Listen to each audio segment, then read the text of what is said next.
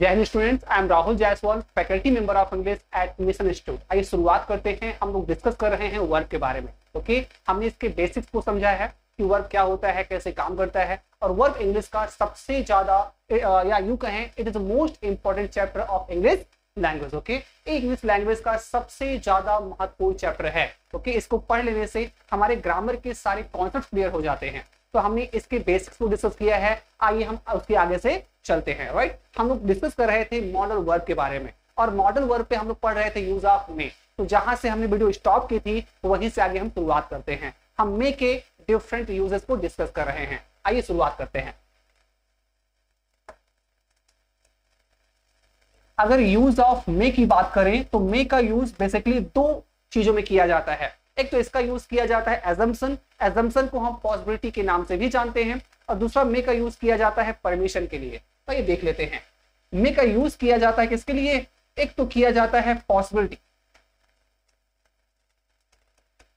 Right, एक तो use किया जाता है पॉसिबिलिटी के लिए, और दूसरा यूज किया जाता है परमिशन के लिए।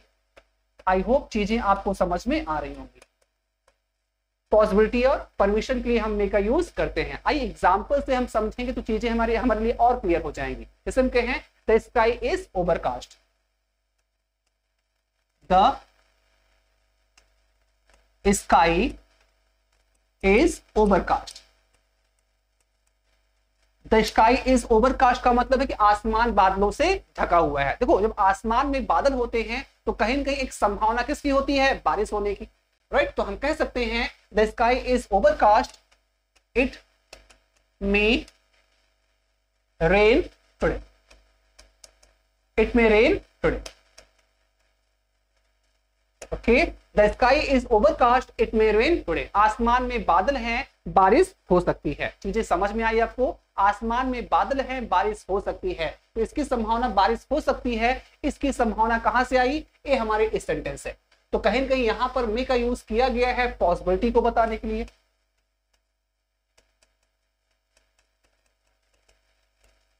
राइट, तो यहां पे जो मे का यूज किया गया है किसके लिए, मे का यूज किया गया है पॉसिबिलिटी को बताने के लिए। हमने एक चीज और सीखा था, मे का यूज हम परमिशन को बताने के लिए भी करते हैं। जैसे उसका एग्जांपल देख लेते हैं। हम कह सकते हैं जो तुम्हें पसंद आए तुम ले सकते हो। तो हम सामने वाले को अलाउ कर रहे हैं ना। हम कह सकते हैं you may take, you may take whatever you like। हमने क्या लिखा, जो तुम्हारा जी कहे या जो तुम चाहो ले लो, या हम कह सकते हैं जो तुम चाहो ले सकते हो। तो यहां पे हम सामने वाले को अलाउ कर रहे हैं, सामने वाले को परमिट कर रहे हैं। राइट, तो हम आराम से यहां पर मे का यूज कर दिया है। बदलते यहां पर मे का यूज किया गया है पॉसिबिलिटी को बताने के लिए, यहां पे मे का यूज किया गया है किसको, परमिशन को बताने के लिए। आई होप चीजें आपको समझ में आ रही होंगी। ओके, एक सिचुएशन में मे का यूज और किया जाता है। आइए उसे देख लेते हैं, कहां पर और किस सिचुएशन में मे का यूज किया जाता है। ये दोनों आई होप आपको क्लियर हो गए होंगे। पॉसिबिलिटी और परमिशन, ये दोनों कॉन्सेप्ट आपको समझ में आ गए होंगे। आइए एक कदम और चलते हैं।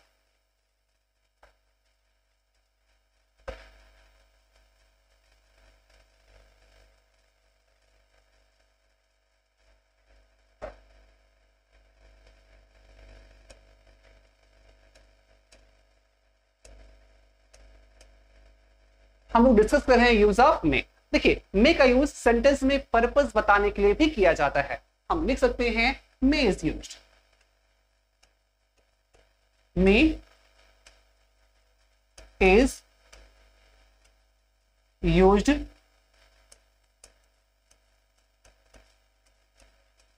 To express the purpose of the action। क्या लिखा है, may is used to express the purpose of the action. किसी भी एक्शन के पर्पस को बताने के लिए हम मे का यूज करते हैं। जैसे एग्जांपल हम पहले आपको ऐसे समझा देते हैं, जैसे वह दिन रात पढ़ रहा है।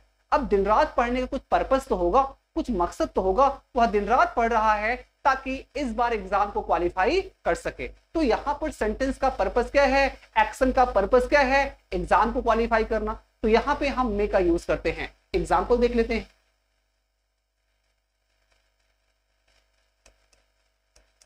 ही इज, आप स्टडिंग लिखिए, ही is studying round the clock.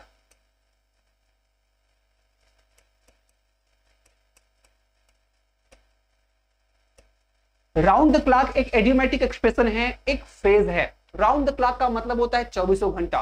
Okay, तो कुछ लोग होते हैं जो दिन भर पढ़ते हैं, तो वही करेंगे, ही is studying round the clock, वो दिन भर पढ़ रहा है ताकि इस बार एग्जाम को क्वालिफाई कर सके। तो he is studying round the clock so that, यहां पे एक आप क्या है, एक कंजंक्शन का यूज करते हो जिसे सो दैट कहा जाता है, और इस सो दैट का मतलब होता है ताकि। तो he is studying round the clock so that he में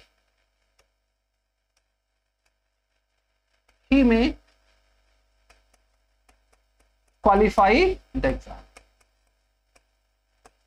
बातें समझ में आई? He is studying round the clock so that he may qualify the exam. अब यहां देखिए हमने क्या किया है, मे का यूज किया है। एग्जाम में विल दे देगा, वुड दे देगा, शैल दे देगा, शुड दे देगा, आपको यूज किसका करना है, यूज करना है मे का। आइए एक सेंटेंस हम और देख लेते हैं। ओके, इसमें क्या है, Saurabh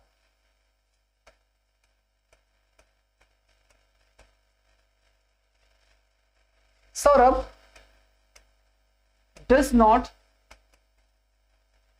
talk to his friends on phone so that he may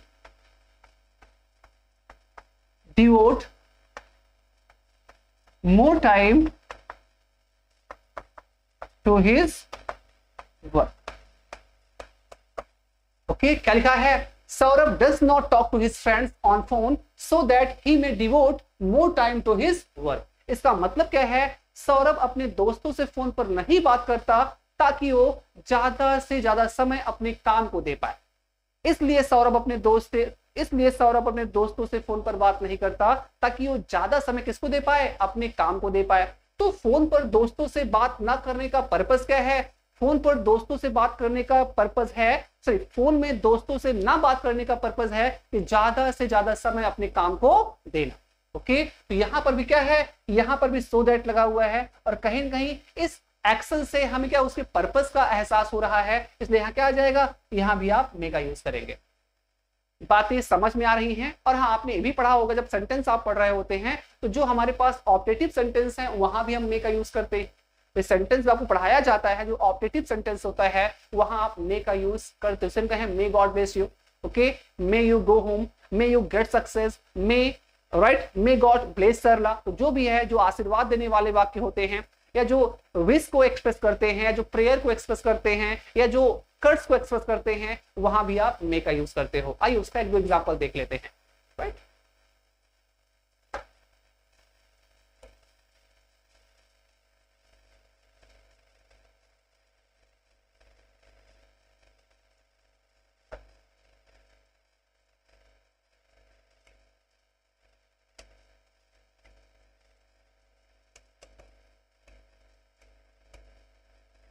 may is used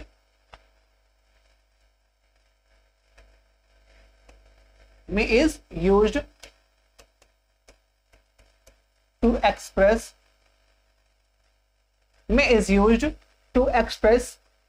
wish,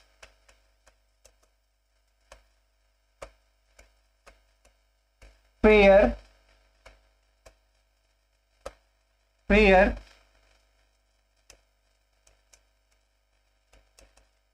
blessing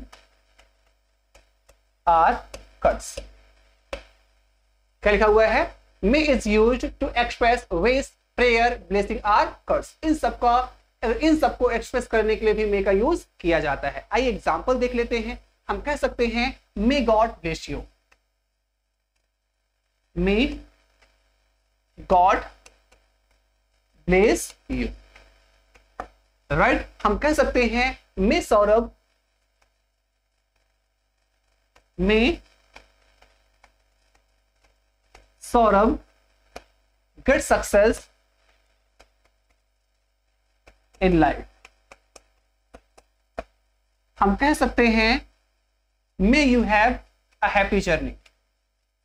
may you have a happy journey. इन सारे वाक्यों में हमने क्या किया है, मे का यूज किया है। बस ध्यान रखना है कि हम शुरुआत में से करेंगे और वाक्य के अंत में क्या लगाएंगे, हम फुल स्टॉप नहीं लगाएंगे, फुल स्टॉप के स्थान पे लगाया जाएगा मार्क ऑफ एक्सक्लेमेशन। बातें आई होप समझ में आ रही होंगी। ये मे के यूजेस हैं। अब आइए देख लेते हैं एग्जाम में इनके बेसिस पे कैसे प्रश्न आते हैं। एक दो क्वेश्चन हम प्रैक्टिस किए रहेंगे, जो हम प्रैक्टिस सॉल्व करवाएंगे तो वहां पे चीजों को आप आराम से समझ लोगे। अब देख लेते हैं मे से कैसे क्वेश्चन या मॉडल वर्ब से एग्जाम में कैसे क्वेश्चन पूछता है। आइए शुरुआत करते हैं। तो मे का यूज आपको समझ में आया होगा।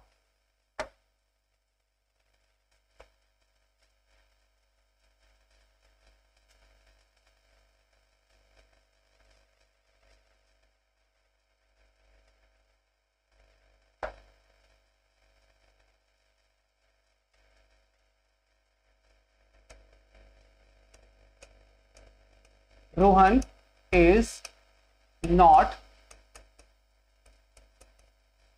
picking. Rohan is not picking my phone up. Rohan is not picking my phone up. He may drive his car. He may drive his car. ए आपका सेंटेंस, राइट। अब ए पार्ट है, ए बी पार्ट है, ए C part है। आखिरी क्या हो जाएगा, आखिरी हो जाएगा नो एरर। आखिरी हो जाएगा नो एरर। अब आपको दिमाग लगाना है सेंटेंस में एरर कहां है। ओके, तो अगर आपके बेसिक्स क्लियर नहीं है या चीजों को आप सही से समझ नहीं पाते तो आपके लिए गलतियां हो सकती हैं। आप बराबर से देखोगे तो सेंटेंस में कहीं कुछ आपको मिसिंग मिलेगा। ओके, आप हमेशा याद रखिए, कोई भी मॉडल हो, चाहे मे हो, चाहे कैन हो, चाहे कुड हो, आई मीन चाहे जो मॉडल हो, आप मॉडल वर्ब के साथ अगर वर्ब की बेस फॉर्म लगा रहे हो तो वो कहीं ना कहीं आपको फ्यूचर में ले जाएगा। आई मीन वो एक्शन कब पूरा होगा, फ्यूचर में होगा। एक दो एग्जाम्पल से आपको हम समझाते हैं।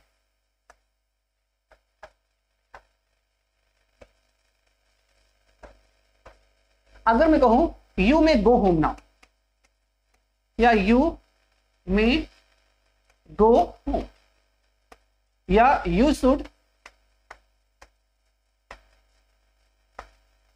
डू इट या यू कैन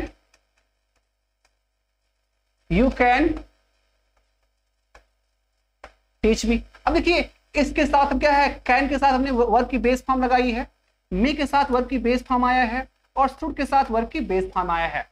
इन तीनों के अपने मीनिंग तो अलग अलग हो सकते हैं, लेकिन तीनों आपको एक कॉमन ट्रेड देगा। तीनों में एक्शन आपको फ्यूचर में जाएगा। जैसे हम कहें यू कैन टीच मी, आप मुझे पढ़ा सकते हो, ऐसा मुझे लग रहा है, लेकिन आप मुझे पढ़ाओगे तो बाद में ना, आप मुझे पढ़ा सकते हो। इसका मतलब क्या है कि आप में मुझे पढ़ाने की एबिलिटी है, लेकिन आप पढ़ाओगे तो मेरे कहने के बाद ना। तो कहीं ना कहीं भले एक प्रेजेंट की एबिलिटी है, लेकिन आप कहीं ना कहीं एक्शन तो फ्यूचर में ही होगा या मेरे कहने के बाद ही तो एक्शन होगा।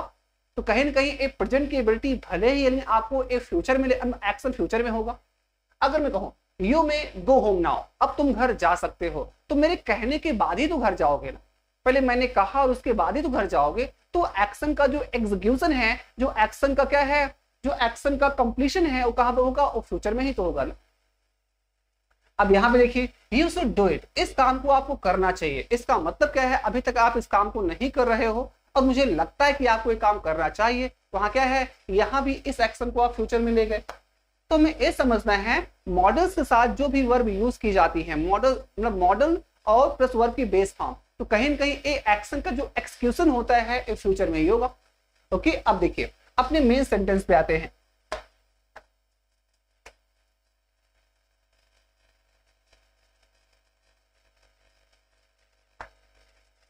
सेंटेंस लिखा क्या है, Rohan is not picking my phone up, Rohan मेरा फोन नहीं उठा रहा है। इसका मतलब क्या है, वो गाड़ी चला सकता है कि गाड़ी चला रहा है। इसका मतलब क्या है, रोहन मेरा फोन नहीं उठा रहा है, शायद बाइक चला रहा है या शायद कार चला रहा है। तो एक्शन जब आप बोल रहे हो, सामने से कोई एक्शन हो रहा है ना उस समय, ओके, और इसका आप अनुमान भी लगा रहे हो, तो यहाँ पे मे ड्राइव नहीं होगा, आपको यूज करना होगा may be drive, may be drive.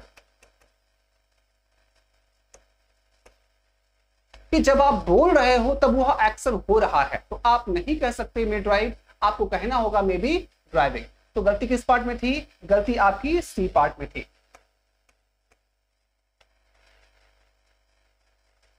तो एग्जाम में जो आपके मॉडल होते हैं, मॉडल ऐसे ही एग्जाम में क्वेश्चंस पूछा जाता है। आइए क्वेश्चन हम और लेते हैं, फिर आगे लेके चलते हैं आपको।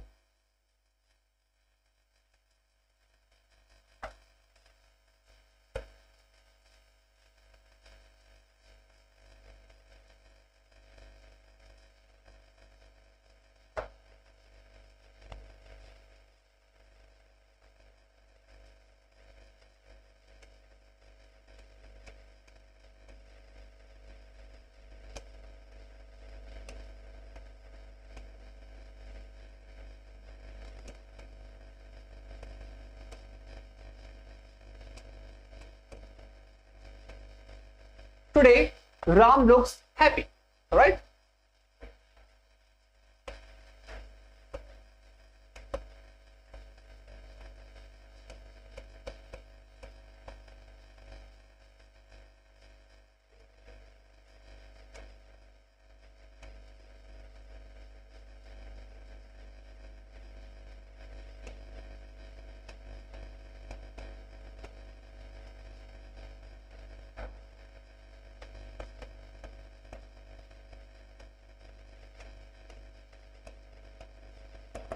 चलिए क्या लिखा है, today Ram looks happy, his mother may have come from Mumbai. Okay, इसका मतलब क्या है, देखो अगर मैं कहूं ए पार्ट,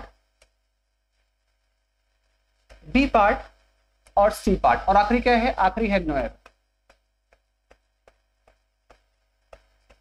और इस सेंटेंस में कोई दिक्कत नहीं, आपको मैं इसका आंसर भी समझा दूंगी। हमें यहां पर हमारा मोटिव सीखना है। ओके, एग्जाम में हमारे नंबर अच्छे आए, यहाँ पे सेंटेंस में कोई गलती नहीं है। अब यहाँ पर मे हैव कम का यूज हमने किया क्यों, मॉडल्स के साथ हमने वर्ब की परफेक्ट फॉर्म क्यों लगाई, आइए समझते हैं। सेंटेंस लिखा है राम लुक्स वेरी हैप्पी, आज राम बहुत खुश दिखाई दे रहा है। देखो जब आप खुश होते हो तो कहीं ना कहीं कोई वजह उसके पीछे होती है ना, कोई अच्छी चीजें आपके साथ हुई होती हैं जिसका परिणाम होता है कि आप खुश दिखाई दे रहे होते हो। तो कहीं ना कहीं कुछ हुआ है राम के साथ, कुछ चीजें हो चुकी है ना, कोई फ्यूचर में ना तो होंगी और ना ही हो रही है, कोई कुछ चीजें हो चुकी हैं, उसका परिणाम क्या है, राम क्या दिखाई दे रहा है, खुश दिखाई दे रहा है। तो यहाँ पे देखिए राम लुक्स हैप्पी, तो राम के हैप्पी होने की वजह क्या है, शायद उसकी माँ मुंबई से आ गई हैं, आ रही हैं या आ सकती हैं, ऐसा नहीं है, वो उसकी माँ आ चुकी हैं, इसी वजह से राम क्या दिखाई दे रहा है, खुश दिखाई दे रहा है। तो यहाँ पे क्या है, यहाँ पे हमारा एक्शन, हमारा सेंटेंस सही हो जाएगा, तो सेंटेंस है नो एरर। एग्जाम में पूछा गया सवाल है, ठीक है। मॉडल्स के बेसिस पे एग्जाम में ऐसे ही प्रश्न आते हैं। तो आई थिंक आपका use of can, use of could, use of में क्लियर हुआ। आइए चलते हैं यूज ऑफ माइट की तरफ।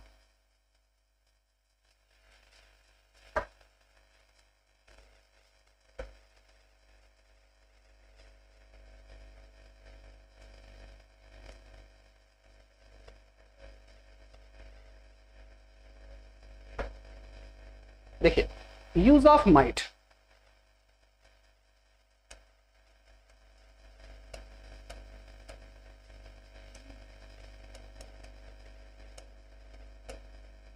Use of might,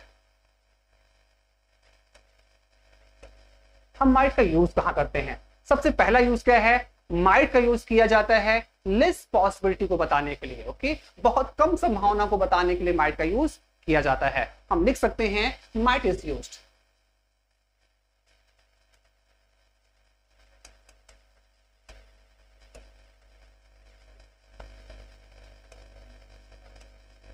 might is used to express remote possibility, remote possibility.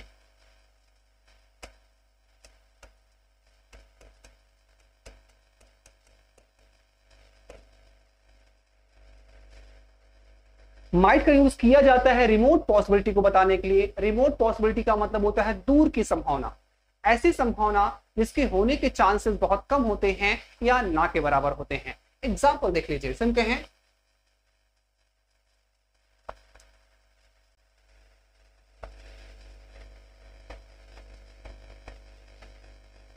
Today the sky is clear. Today the sky is clear, आज आसमान क्या है, साफ है। हम क्या कहेंगे, देखो भाई जब आसमान साफ होता है तो बारिश की संभावना ना के बराबर होती है। तो हम कह सकते हैं the sky is clear today, आसमान आज साफ है, आज शायद ही बारिश हो। तो आज फिर बारिश की संभावना कम हो जाएगी ना।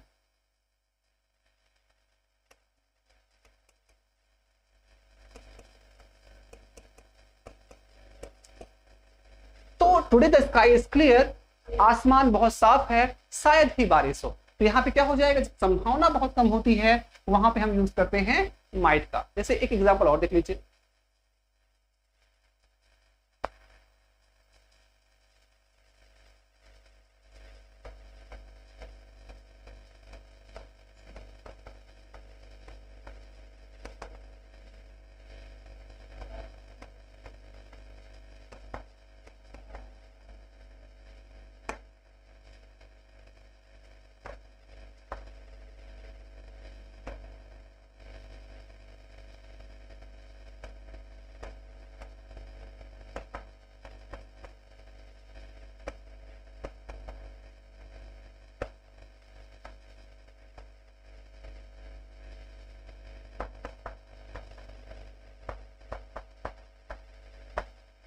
क्या लिखा है, these students do not study at all, ये लड़के बिल्कुल भी नहीं पढ़ते, ये शायद ही पास हो। अब भाई जब आप बिल्कुल नहीं पढ़ोगे तो आपके जो पास होने की संभावना है वो बहुत कम हो जाएगी ना। तो सेंटेंस क्या लिखा है, these students do not study at all, ये बच्चे बिल्कुल भी नहीं पढ़ते, ये एग्जाम में शायद ही पास हो, या इनके पास होने की संभावना क्या है, बहुत कम। यहाँ क्या आ जाएगा, हम माइट का यूज कर देंगे। क्लियर हुआ? आई थिंक चीजें आपको समझ में आ रही होंगी। आइए और देखते हैं और माइट का यूज किन किन सिचुएशन में किया जाता है। चलिए लेट्स मूव अहेड, ठीक है।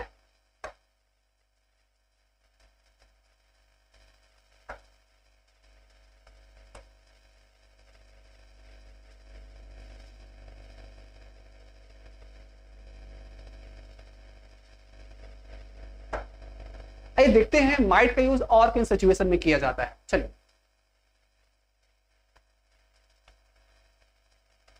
हम लोग पढ़ रहे हैं यूज ऑफ माइट।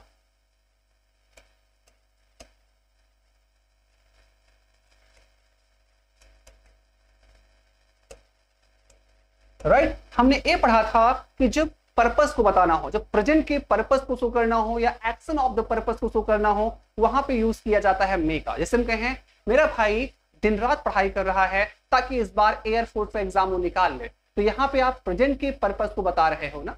जब प्रेजेंट की बात आए तो वहां पर आप मे का यूज किया करो। लेकिन हम ये कहेंगे मेरा भाई दिन रात पढ़ता था ताकि एयरफोर्स का एग्जाम निकाल ले, अब यहाँ पे आप पास्ट की ओर ले जा रहे हो ना। जब आप एक्शन को पास्ट में ले जाते हो वहां पे उस पर्पस को बताने के लिए आप मे का नहीं माइट का यूज करते हो। हम इसको लिख दे रहे हैं।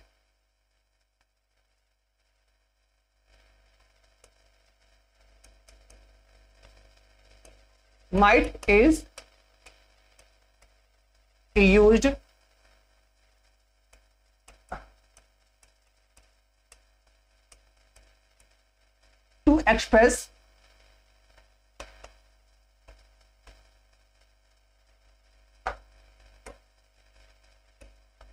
to express the purpose of the past. The purpose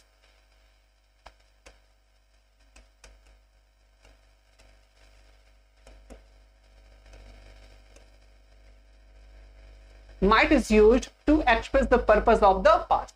past के पर्पस को बताने के लिए हम might का यूज करते हैं। आइए एग्जांपल देख लेते हैं।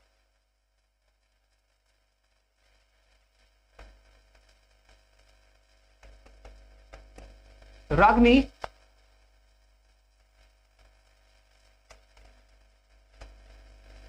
cooked the food early so that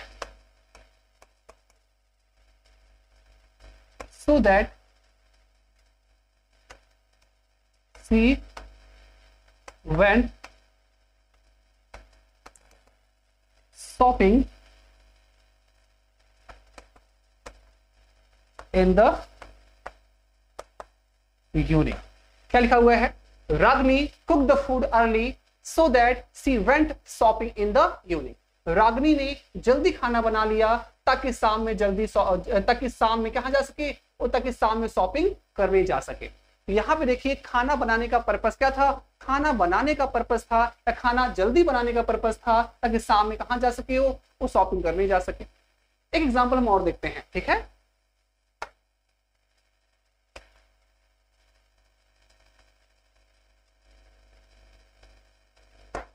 हम कहें निहाल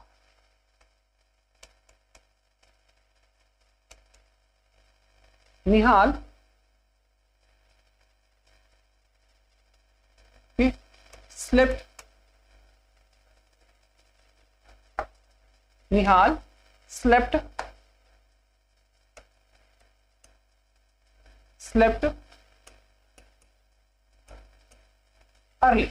निहाल slept early at night so that Nihal slept early at night so that he might get up early in the morning। Clear है? निहाल slept early at night so that he might get up early in the morning। निहाल रात में जल्दी सो जाता था ताकि सुबह जल्दी उठ सके। तो बातें समझ में आ रही है ना? निहाल slept early at night so that he might get up early in the morning का मतलब क्या है? निहाल रात में जल्दी इसलिए सोता था ताकि सुबह जल्दी उठ सके। तो यहाँ दोनों में क्या है? पास्ट के पर्पस को शो करना है। तो ध्यान दीजिए, आप किसका यूज करेंगे? आप माइट का यूज करेंगे। बातें आई थिंक आपको दोनों एग्जांपल्स बढ़िया से समझ में आ गए होंगे। एग्जाम में माइट के स्थान पे शुड दे देगा, उड़ दे देगा, सब गलत हो जाएंगे। आपको केवल माइट पे ही चिपके रहना है, माइट का यूज करना है। That's it. बातें समझ में आ रही हैं? ओके, आइए एक हम माइट का यूज और देख लेते हैं। जब आप नरेशन का यूज करते हो, अब जब आपकी मेन वर्ब पास्ट में होती हैं, तो आप मे के स्थान पे माइट का यूज करते हो। आइए देख लेते हैं।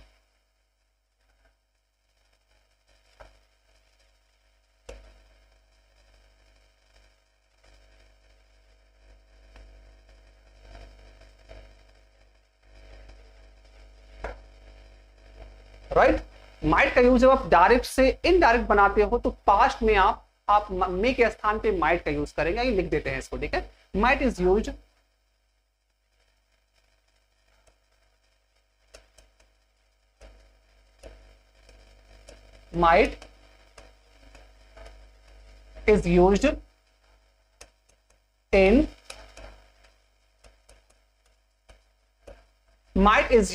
in indirect narration। Might is use in indirect narration. Indirect narration में हम माइट का यूज करते हैं। जैसे एक पहले हम आपको डायरेक्ट लिखते हैं, फिर आपको समझाएंगे इनडायरेक्ट, तो आप अच्छे समझ में आ जाएगा आपको, ठीक है? समझते हैं। The teacher said, the teacher said you may go home। You may, the teacher said you may go home।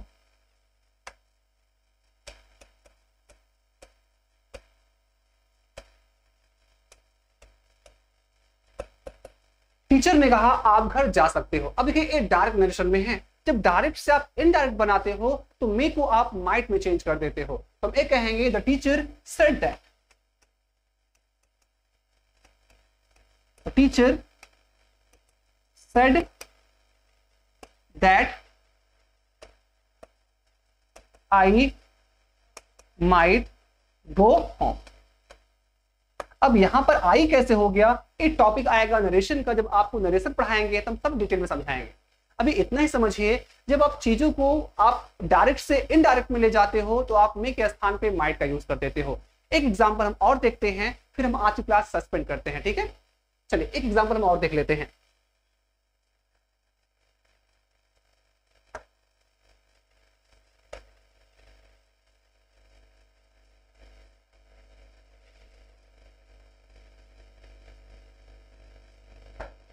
जैसे Surabhi said, Surabhi said to her teacher,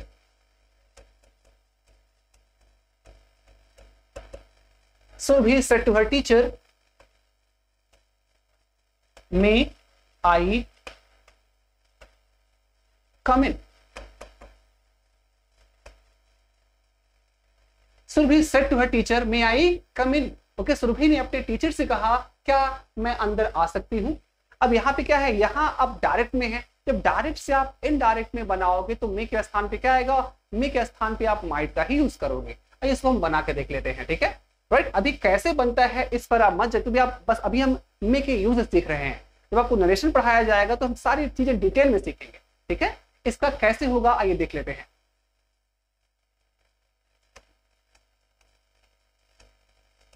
Surabhi asked her teacher, Surabhi asked her teacher if she might come in। और अंत में क्या लगाओगे, अंत में आप लगाएंगे फुल स्टॉप।